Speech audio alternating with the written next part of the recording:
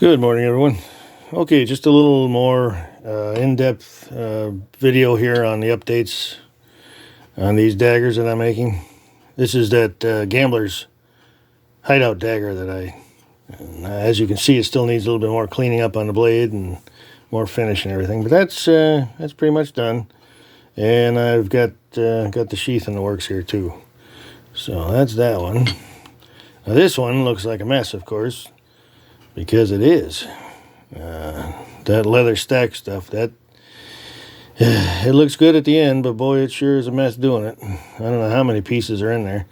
If you look close, you can see the G10 spacers that I've got in between. There's a black and a red and a black on each end here, and a pin and a lanyard hole. Now this one is going to have a peened over full tang part there. I'm really not a big fan of that, but if done right, it looks pretty good. And of course, it's anchored very well and epoxied.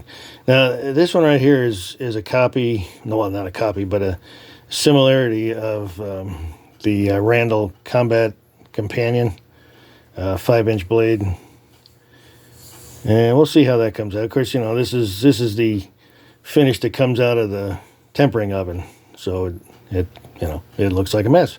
So as soon as it's still a little gooey here, as soon as this is dry enough, I'll be putting that on the grinder. So we'll see how that one progresses. Stay tuned to see that.